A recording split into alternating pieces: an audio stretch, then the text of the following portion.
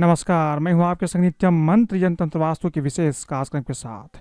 अजा एकादशी पर भगवान विष्णु की कृपा पाने के लिए सब लोग एकादशी का व्रत करते हैं। लेकिन अगर आप एकादशी का व्रत नहीं कर पाते हैं तो भी अगर आप कुछ उपाय करेंगे तो आपको भगवान विष्णु की कृपा अवश्य मिलती है। व्रत करते हैं तो अच्छी बात है, नहीं कर पाते हैं तो कम से कम आप सात्विक रह करके जो उपाय मैं बता रहा हूँ इस उपाय को करेंगे तो निश्चित रूप से आपको फल की प्राप्ति होगी, आपके जीवन में सुख समृद्धि होगा, धन की प्राप्ति होगी, ऐश्वर्य आराम मिलेगा और आपका कोई व्यापार है तो व्यापार भी चलेगा। बस आपको थोड़ा सा ध्यान दे करके ये उपाय अजा एकादशी के दिन आपको कर लेना है। दूसरी बात यह है कि इस बार अजा एकादशी 2 दिन पड़ रहा है, 22 अगस्त को भी है और 23 अगस्त को भी है। आपको किस दिन अजा एकादशी करना चाहिए, किस दिन भगवान विष्णु की पूजा करना चाहिए, इसके बारे में भी हम चर्चा करेंगे। लेकिन इसके पहले अगर आप हमारे चैनल को सब्सक्राइब नहीं किए हैं तो कृपया से सब्सक्राइब कर ले तथा बेल बटन को भी दबाएं ताकि नए वीडियो का नोटिफिकेशन आपको तुरंत मिल जाए। भाद्रपद मास के कृष्ण पक्ष में पड़ने वाली एकादशी को अजा एकादशी कहते हैं। सनातन धर्म में एकादशी का व्रत करना अत्यंत ही लाभकारी माना गया है। अजा एकादशी भगवान विष्णु को समर्पित है। इस दिन भगवान विष्णु की विधिवत पूजा की जाती है और भगवान विष्णु की पूजा करने से आपको हर तरह से आपको फल की प्राप्ति होती है। शास्त्रों में बताया गया है कि यह एकादशी बहुत ही पुण्यदायी है। इस दिन विधि विधान के साथ पूजा पाठ करने से हर पाप का नाश होता है।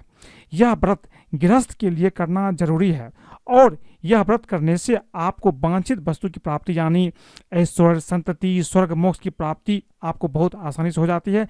आपके जीवन में हर तरह से आपको लाभ की प्राप्ति होती है। इस बार अजा एकादशी को लेकर के मन में एक दुविधा भी है कि इस बार एकादशी 22 अगस्त को करना चाहिए या 23 अगस्त को, किस दिन आपको करना ज़्यादा अच्छा रहेगा।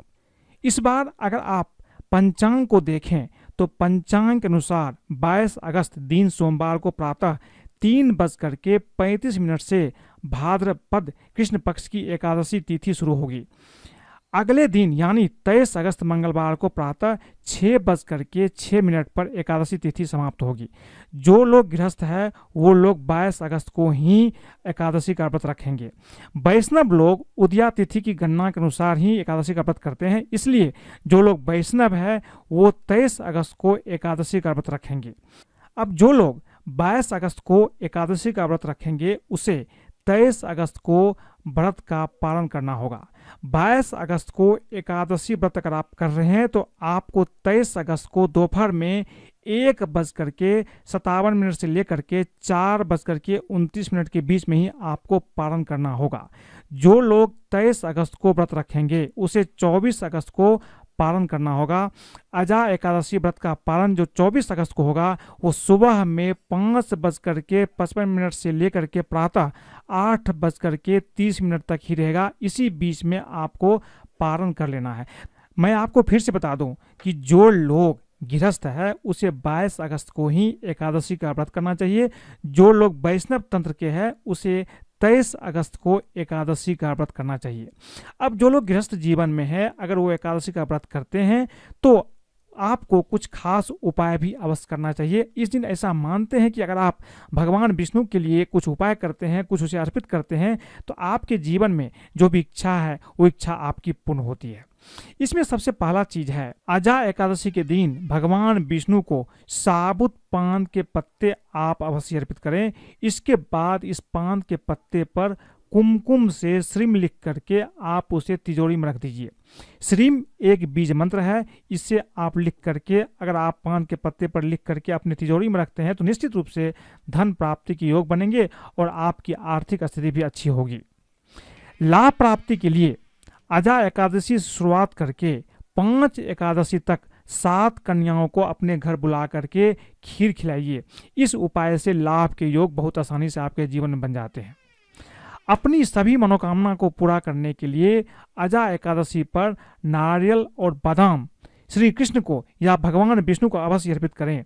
यह नारियल और बादाम श्री विष्णु मंदिर में या कृष्ण मंदिर में भी आप चढ़ा सकते हैं या अपने घर में भी चढ़ा सकते हैं। ऐसा आप 27 एकादशी तक लगातार करें तो ऐसा करने से आपकी हर इच्छा पूर्ण होती है, ऐसा शास्त्रों का मानना है। जीवन में सुख समृद्धि की प्राप्ति के लिए इस दिन पीले चंदन और केसर में गुलाब जल मिलाकर के टीका करें, और यह उपाय आपको रोजाना अगर आप करते हैं तो आपके जीवन में सुख समृद्धि की प्राप्ति भी बहुत आसानी से होती है। खुशहाल वैवाहिक जीवन के लिए अजा एकादशी पर दक्षिणावर्ती शंख में कच्चा दूध या आप केसर डाल करके इसे भगवान विष्णु को अर्पित करें, या आप कच्चा दूध में थोड़ा सा केसर मिला दीजिए, उसके बाद दक्षिणावर्ती शंख में इसे लेकर के भगवान विष्णु को अवश्य अर्पित करें। इससे आपकी हर इच्छा पूर्ण हो सकती है। या फिर दक्षिणावर्ती शंख में गंगा जल या जल भर करके उससे भी आप अभिषेक कर सकते हैं। इस उपाय से माँ लक्ष्मी अत्यंत प्रसन्न होती है और भगवान विष्णु और माता लक्ष्मी आपके ऊपर निश्चित रूप से प्रसन्न होकर आपकी हर इच्छा, आपको धन की प्राप्ति भी बहुत आसानी से हो जाती है। अजा एकादशी के दिन राधा कृष्ण के मंदिर में जाएं और उनको पीले फूल अवश्य आप अर्पित करें। इससे आपके सभी कष्ट समाप्त हो जाते हैं। अजा एकादशी के दिन पीपल के पेड़ की जड़ में आपको जल अवश्य चढ़ाना चाहिए और उसके नीचे घी का दीपक भी आप जलाएं। यह उपाय आपके जीवन के सभी कष्टों को समाप्त कर देता है।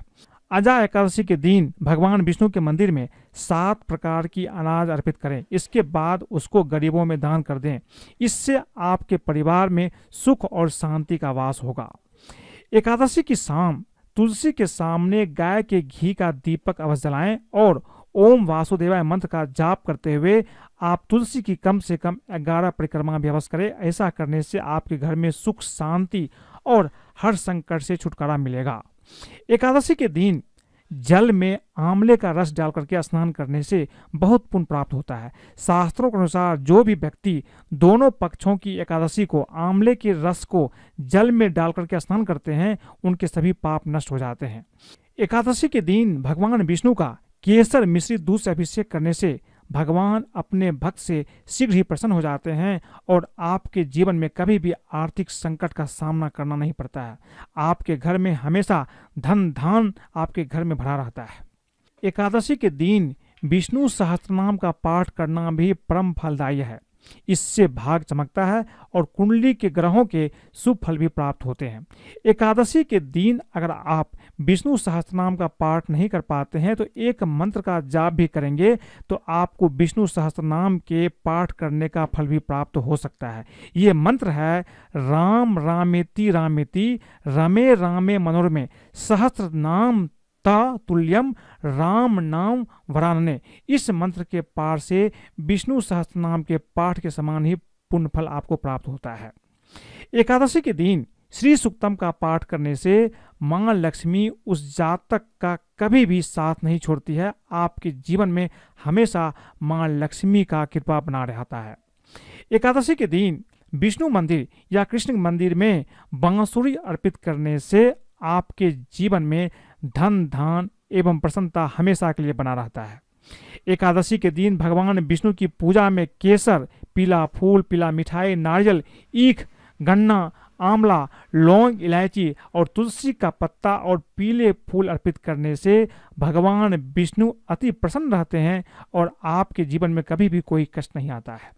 एकादशी के दिन स्नान करके मंदिर में जा करके या घर में ही भगवान विष्णु के चित्र के सामने गीता का पाठ अवश्य करना चाहिए। इससे पितृ प्रसन्न होते हैं और पितरों का आशीर्वाद आपके जीवन में मिलता है और पुण्य का संचय भी होता है। भगवान विष्णु की पूजा बिना तुलसी का पूरा नहीं होता है।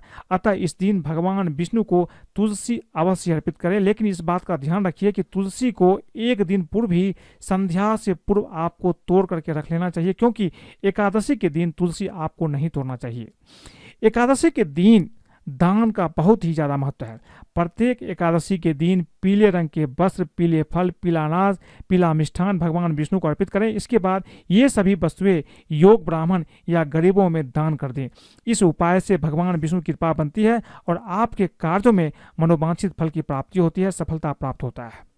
एकादशी के दिन 7 पीली कौड़ियों और 7 हल्दी की गांठों को पीले कपड़े में लपेटकर तिजोरी में रखें। इस उपाय को करने से भगवान विष्णु के साथ माता लक्ष्मी की कृपा आपके ऊपर बनती है। धन संपत्ति का कोई कमी आपके जीवन में नहीं रहता है। एकादशी के दिन भगवान विष्णु की पूजा में 11 रुपया रखिए और पूजा के बाद उस रुपये को अपने धन स्थान में रखिए। इससे घर में सुख समृद्धि की कोई कमी नहीं रहती है।